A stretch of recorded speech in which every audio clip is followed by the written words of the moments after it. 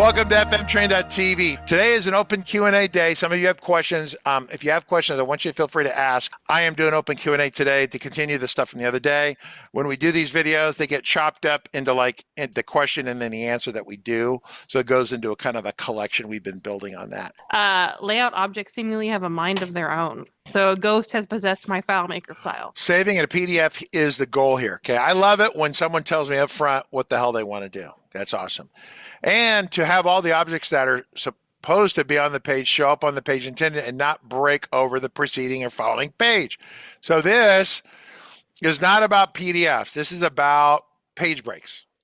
And we had this, we've done, in fact, I've been doing, reshooting the training on this on the 60-day thing. Some of you were asking, where's the rest of the 60-day? Because I had to reshoot some of it because I was like, this has been one of the most frustrating things I've ever encountered in the 100 years I've been using the platform. I have a set of layouts that vary in length depending upon the number. Oh, they broke the rule right there. There's the rule. Depending upon the length of items in a portal. The short version of this is that some people say, like the guy who wrote the book that we have originally said, never print portals. Okay, that's not true. You can print a portal if the portal will always fit on one page. If it's ever going to slide beyond one page, like an invoice that has like a lot of line items on it, you have to reconstruct the print job on the layout to print from the invoice line items table. So it's a layout attached to the invoice line items table. It means the body parts, the bodies that are repeated for every record are line items. Not a portal row, but line items, multiple records in the found set. So your found set is the exact records of the invoice in the order that you want them to display. And you're printing a list view, essentially. You're printing a list view.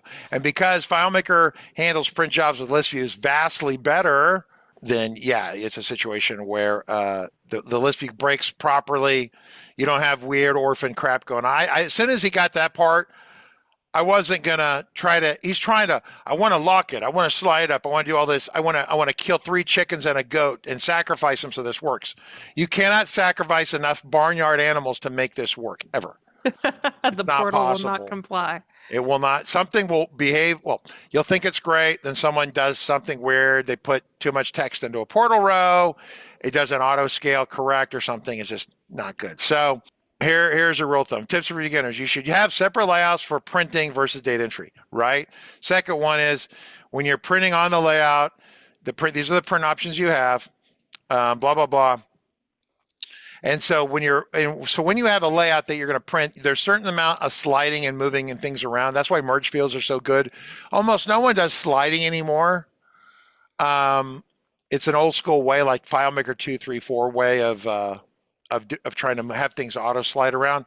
Merge fields are the way that everyone uses to create nice looking text, except you can't click on and edit it. It's a non-editable field essentially, but it auto spaces and auto sizes and does great things. Separate printing layouts, never print, blah, blah, blah. Then this gives the idea that you have this is it right here. So I have to get into this, but the short version is that if you have an invoice that looks like an invoice, in fact, it's over here. I actually have this over here. This is what the data entry screen looks like. If I pop a new window, we can take a look at the print job. So we go to mouse layouts, invoices, print single page. So this is an invoice set up the way you would think an invoice would be set up. This layout here and this layout here, they both belong to the invoice table occurrence group, the invoice TO.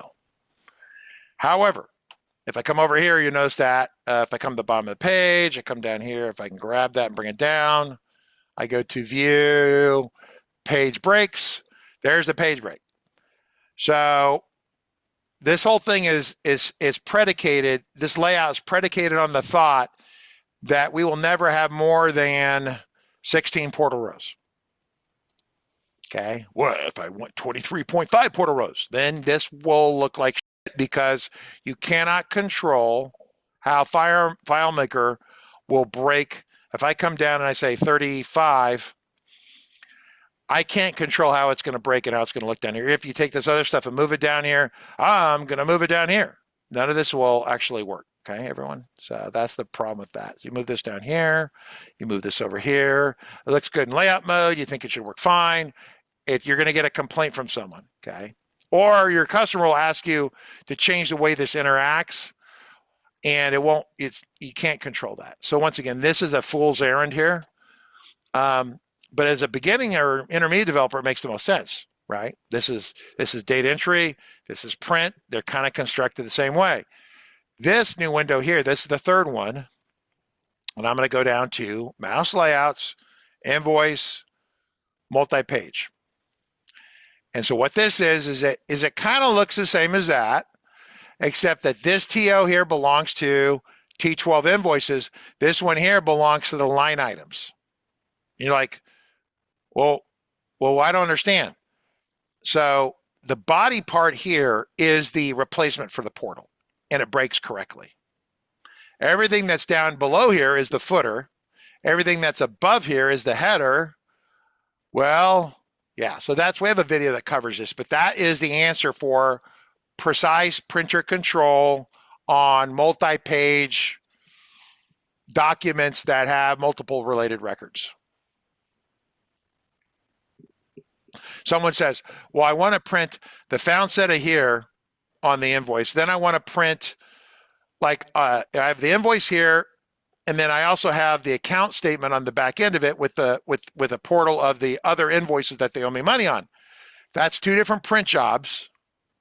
And you're going to use the script step called a pin PDF, where you can print them both to like the desktop or the temporary folder.